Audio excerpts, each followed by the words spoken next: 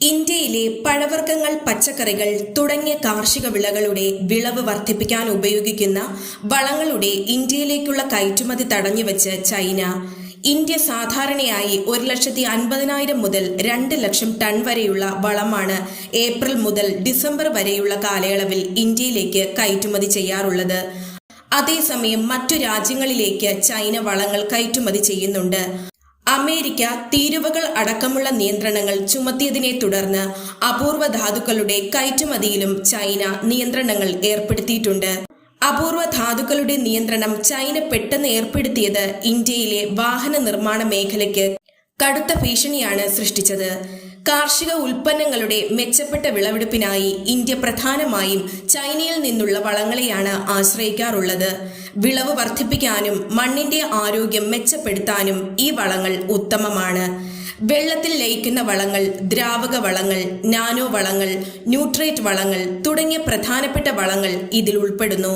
പാകിസ്ഥാന്റെ ഏറ്റവും അടുത്ത സുഹൃത്ത് രാജ്യങ്ങളിൽ ഒന്നാണ് ചൈന.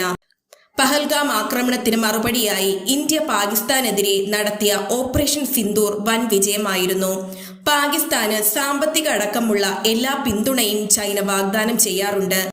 ഓപ്പറേഷൻ സിന്ദൂറിലൂടെ ഇന്ത്യ പാകിസ്ഥാനെ ഏൽപ്പിച്ച ആഘാതത്തിന് മറുപടി എന്നോണമാണ് ചൈനയിലേക്കുള്ള വളങ്ങളുടെ കയറ്റുമതിക്ക് നിയന്ത്രണങ്ങൾ ഏർപ്പെടുത്തിയത്. ഇതിന്റെ പ്രത്യാഘാതം വരും നാളുകളിൽ നമുക്ക് മനസ്സിലാകും. ഇന്ത്യയുടെ സാമൂഹിക സാമ്പത്തിക ജീവിതത്തിന്റെ നട്ടെല്ലാണ് കാർഷിക മേഖല. ചൈന വളങ്ങളിൽ പൂർണ്ണ നിയന്ത്രണം ഏർപ്പെടുത്തിയതോടെ ഇന്ത്യ മറ്റു രാജ്യങ്ങളിലെ വളങ്ങൾ ഇറക്കുമതി ചെയ്യാൻ തീരുമാനിച്ചിരിക്കുകയാണ്. ജോർദാനിൽ നിന്നും യൂറോപ്പിൽ നിന്നുമുള്ള വളങ്ങൾ ഇറക്കാൻ തീരുമാനം ഏതാണ്ട് എടുത്തിട്ടുണ്ട്. പ്രത്യേക വളങ്ങൾ ഉൽപ്പാദിപ്പിക്കുന്നതിനുള്ള സാങ്കേതിക വിദ്യ ഇന്ത്യ തയ്യാറാക്കി വരികയാണ്. ഇന്ത്യയിൽ വളങ്ങൾ പ്രാദേശികമായി ഉൽപ്പാദിപ്പിക്കാനുള്ള സൗകര്യങ്ങൾ ഉണ്ടാക്കുന്നതിന് വേണ്ടിയുള്ള നടപടി ഇന്ത്യ കൈവരിച്ചു വരുന്നു. ഈ വീഡിയോ ഇഷ്ടമായെങ്കിൽ ലൈക്ക് ചെയ്യുക, ഷെയർ ചെയ്യുക. നിങ്ങളുടെ അഭിപ്രായങ്ങൾ കമന്റ് ബോക്സിൽ രേഖപ്പെടുത്തുക. പുതിയ വാർത്തകൾ ഉടനടി ലഭിക്കുവാനായി ചാനൽ സബ്സ്ക്രൈബ് ചെയ്യുക.